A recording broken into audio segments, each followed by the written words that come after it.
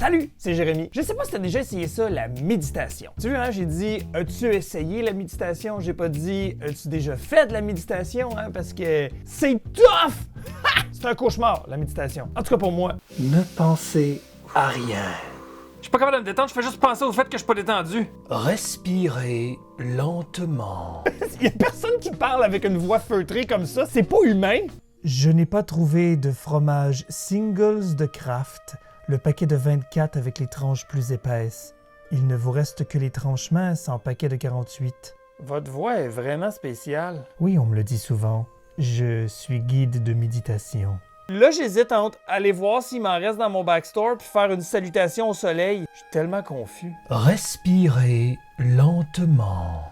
Tout est une question de respiration et c'est de ça que je parle aujourd'hui. Ça a l'air banal, mais c'est important, la respiration.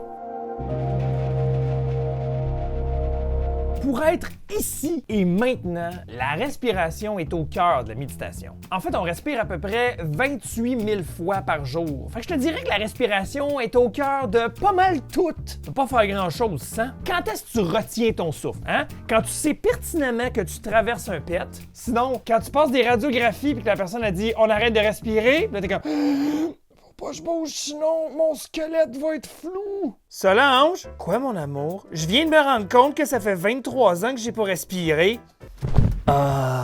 Avoir su, j'aurais pété plus souvent. Je trouve ça difficile me concentrer sur ma respiration. C'est ce que je trouve le plus dur, mettons, de la méditation. Parce qu'on dirait que la minute que je commence à penser à ma respiration, on dirait qu'il y a un genre de pilote automatique là-dessus que je viens d'enlever. Là, je suis plus capable de respirer normalement. Faut que j'y pense à chaque fois. Puis là, je me ramasse comme en semi-apnée. Puis à un moment donné, je finis par...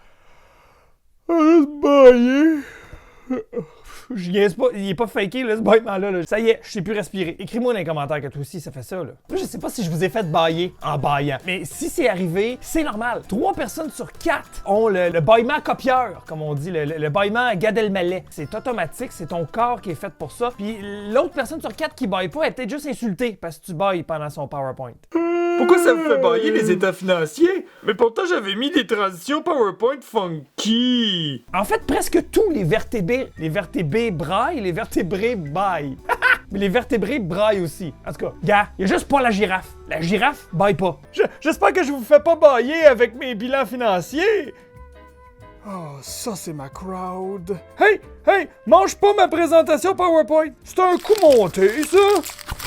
Vous faites des transitions PowerPoint funky. C'est sournois, une girafe. Techniquement, si les animaux vertébrés nous voient bailler, eux aussi vont se mettre à bailler. Tu vas essayer de faire bailler ton chat après la vidéo, hein? Je te connais. Pourquoi l'effet contagieux? Je l'ai googlé. C'est le comportement mimétique qui est dû aux neurones miroirs. Ça, c'est des cellules nerveuses qui s'activent autant quand tu fais une tâche que quand tu vois la tâche s'effectuer. Quand même assez fou, ça. Faudrait pas que ça fasse ça avec la Macarena. T'imagines-tu, t'es genre dans le métro pis tu vois quelqu'un qui danse la Macarena pis t'es comme « Ah non, mon comportement mimétique! Ah, 3 personnes sur 4 dansent la Macarena! » La respiration soudaine du bâillement stimule la vigilance du cerveau. Ça réveille. C'est niaiseux, mais quand tu t'endors au volant ou peu importe, juste de bâiller volontairement plusieurs fois va te réveiller. Ça a l'air étrange, mais c'est ça qui se passe. Quand on bâille, c'est parce qu'on s'endort. Notre corps veut nous réveiller. Fait que dans le fond, ton PowerPoint il est plate, mais mon corps il veut me garder réveillé. Je bâille parce que mon corps veut pas s'endormir, mais c'est quand même plate ton PowerPoint. Mais pour vrai, ça c'est un vrai truc. Il faudrait tous bâiller, tout le monde ensemble, avant une réunion. Ça nous stimulerait. J'ai vu dans une vidéo qu'on pouvait bâiller avant une réunion pour se stimuler. Tu nous fucking niaises. Tough crowd. Un humain va bâiller environ 250 000 fois au cours de sa vie. C'est le double si t'écoutes la série Yamaska. Mais est-ce que plus d'oxygène nous stimule? Oui, si tu te souviens de tes sciences de secondaire 2. Fallait dire du dioxygène, hein? Parce que dans l'air en ce moment, c'est pas de l'oxygène, c'est du dioxygène. 2 atomes collent ensemble. O2. L'air qu'on respire est constitué à 78,08% de diazote. Encore les 2 atomes collés ensemble, N2. 20,95% de dioxygène et moins de 1% de gaz rare. Des gaz rares. Il y a effectivement du méthane dans les gaz rares. Il y en a un petit peu plus autour de toi si t'as l'air qui pète. Mais il y a aussi de l'argon, du néon, du krypton. Oui, il y a du krypton dans l'air. Quoi? Il y a de la kryptonite dans l'air? Oh! Bon, un autre qui tombe sur mon plancher. Où suis-je? Dans la maison d'une femme qui vit seule et qui s'ennuie.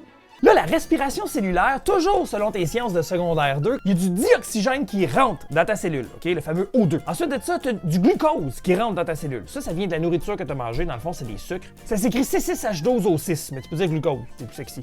Salut, glucose. Hein? Ça sonne quand même plus fun que... Salut, C6H12O6. Tu peux pas dater quelqu'un qui se zézeille avec un nom de même. Et de ta cellule va sortir du dioxyde de carbone, hein?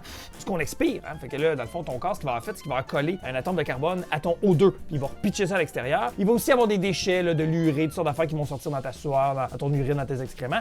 Et il va y avoir de l'énergie. C'est fou! C'est le contraire de la respiration végétale. Elle prend le CO2, elle prend l'énergie qui est avec la photosynthèse, l'énergie de la lumière. Puis ce qu'elle fait, c'est qu'elle transforme ça, elle expire du O2, puis elle garoche du glucose dans le sol. C'est exactement le contraire. La respiration végétale et cellulaire à toute fin près, là, fait que c'est compatible. C'est pour ça qu'il faut des arbres.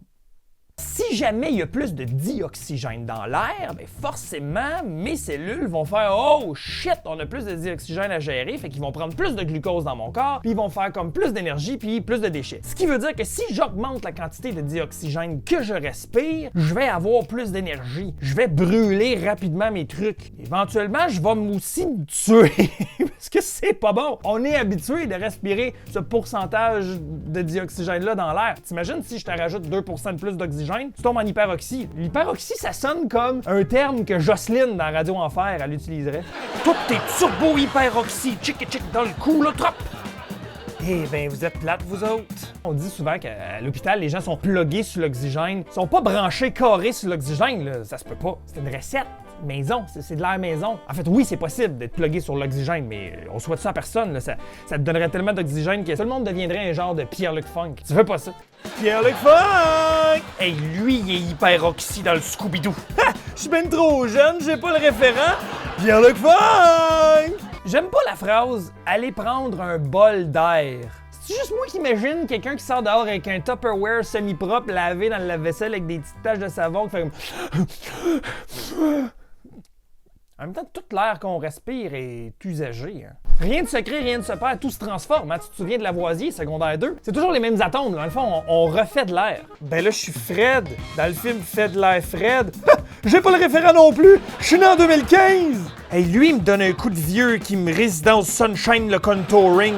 Pierre-Luc Funk! Une autre expression que je trouve bizarre, aller prendre l'air. Il y a autant d'air dehors qu'en dedans. Non, Bob! N'ouvrez pas la porte, il n'y a pas autant d'air dehors qu'à l'intérieur. Ouais, mais là, dans la vidéo, Jérémy... Non, Bob! Guy Jodoin? T'as déjà été comédien? Jeune homme, je suis le capitaine Charles Petnoud, capitaine du Romano Fafa. J'ai pas écouté ça, c'est vraiment vieux dans une galaxie. Là, écoute mon petit mangeur de... Ah! C'est Rick Vallière, le coach de soccer de ma série Tactique! Comme le disait le grand Jules César. C'est qui ça, Jules César? J'ai pas le référent. Parle d'affaires de jeunes. Pierre-Luc Funk! On inspire environ 12 000 litres d'air par jour. Selon les calculs faits par Catherine Clich, la personne qui m'a écrit le texte que je suis en train de te dire à la caméra, si une personne vit jusqu'à 80 ans, elle va avoir respiré environ 350 millions de litres d'air. Ça, c'est 1,45 bassins olympiques d'air. Ça, c'est impressionnant. Hein? 140 montgolfières ou 1,4 milliard de petites boîtes de jus Oasis. Ça, je sais c'est quoi le jus Oasis? Pierre-Luc Funk! Là, on peut aller prendre des marches, il fait beau dehors, c'est l'été, respirez, prenez le temps. Rentrez-moi cette pollen-là dans le nez comme moi, puis mouchez-vous, puis prenez du Réactine. Ça peut être autre chose que Réactine, hein, c'était pas un placement de produit, là. Ça peut être Aerius ou n'importe quelle marque, là, si t'as besoin d'antihistaminique, là, amuse-toi. À la prochaine.